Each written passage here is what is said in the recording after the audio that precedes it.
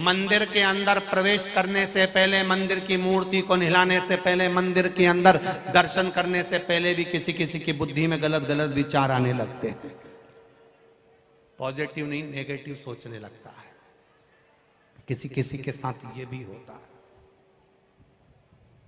जब हम भजन में मन लगाते हैं और मन नहीं लग पाता ना, तो उसके लिए भी शिव महापुराण की कथा कहती है, केवल एक बेलपत्री, इसके दोनों भाग में, ये जो बेलपत्री है इसके दोनों भाग में लाल चंदन, और ये जो डंडी है इसके पीछे चंदन की, पीले चंदन की एक गोली, पीले चंदन की एक गोली लगा लो या पीले चंदन में इस डंडी को भिंगा लो।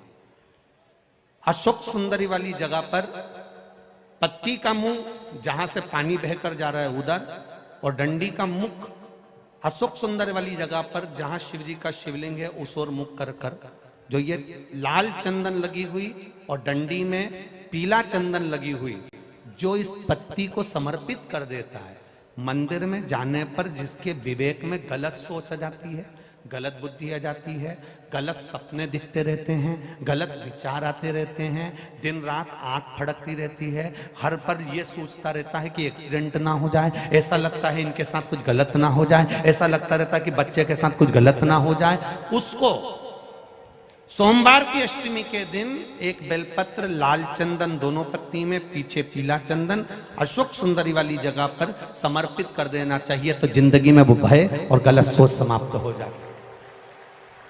दृष्टि में वो सोच आती ही नहीं।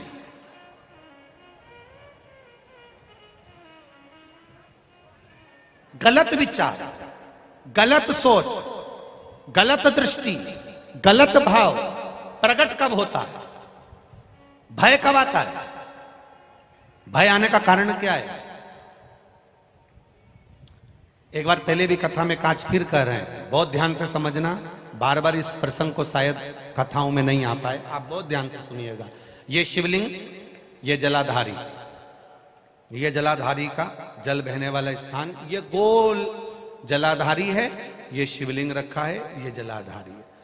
अब कई लोग ऐसे होते हैं कि पंडित जी पूजन करा रहे हैं या कोई मालूम पड़े बहुत बड़ी जलाधारी है। अब उज्जैन में आप दर्शन करेंगे तो शिवलिंग थोड़ा सा बीच में होता है और जलाधारी बहुत दूर होती है, ऐसी गोल होती है। अब आप लोग जब पूजन करने बैठते हैं तो महाराज जी ने जैसे ही महादेव को चंदन लगाया और चंदन लगाकर हाथ में जल लेकर हाथ धो दिया, तो धोया काय पे?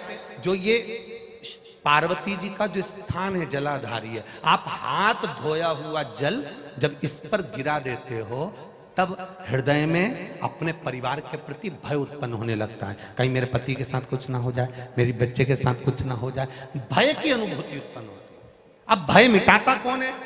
मान लो सपने गलत आ रहे हैं, विचार गलत आ रहे हैं, दृष्टि गलत हो रही है, ऐसा लग रहा है कि अभी एक एक्सीडेंट हुआ था, दूसरा एक्सीडेंट फिर ना हो जाए, ऐसा लग रहा है एक बार दुकान डाल ली, दूसरी बार घाटा ना लग जाए, पहले घाटा लग चुका है, एक दुकान डाली थी वो नहीं चली, दूसरी फिर न चलेगी तो क्या होगा? जिसके मन में ऐसा विचार आ जाता है उसको केवल एक बेलपत्री, दोनों पत्तियों में लाल चंदन, डंडी में पीला चंदन, जलाधारी पर जो अशोक सुंदरी बनी है वहां बस इस तरह से उसको रख देना है। जिंदगी में कभी भय आता ही नहीं है, भले कितनी भी तुमने सोच ली हो।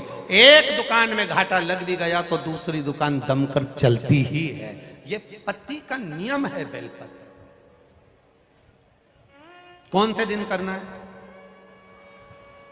जम के बोलो, जम के जरा। सोमवार की अष्टमी के।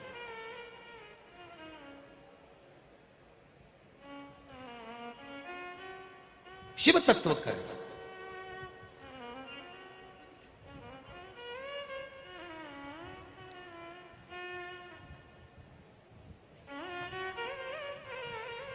उसका स्मरण हमारे को फल प्रदान कर देता है।